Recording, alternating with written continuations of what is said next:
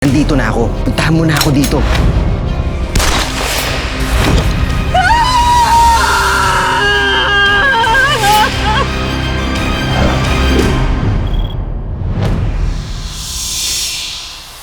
Happy anniversary, love. Happy anniversary, love. Dapat mas masatisfied ka pa. Hindi pa ba second honeymoon yung kagabi? It's our anniversary, kaya nga may fireworks display, di ba? Alam mo, ikaw talaga puro kakalokohan. Ikaw naman, alam mo na yan. Tagal-tagal na natin. Ano ba? Ako sa lito, tingin mo. Tara na. I love.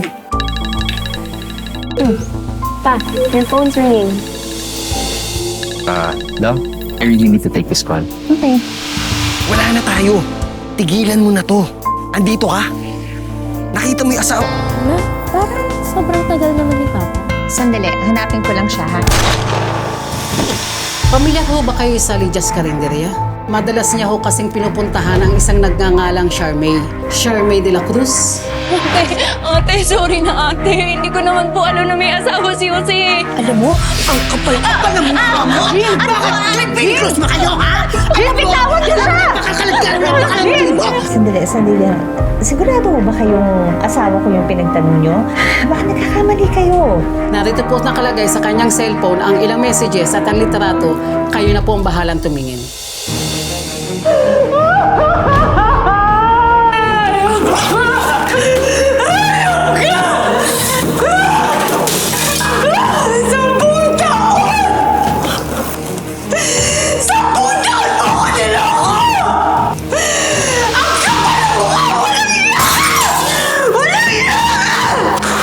Please stop to me. You're freaking me out. Mars, pag-usapan natin to. Huwag mo sunukin. Nandito lang kami para sa'yo, Mars. 10 taon ako niloko ng asawa ko. At ako naman tong si Tanga, nagpaloko rin. Pero bago ko man nang ilibing si Jose, gusto kong malaman ang katotohanan. Wag!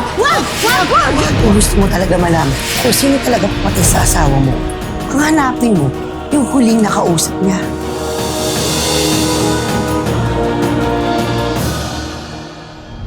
Nay! Sofia!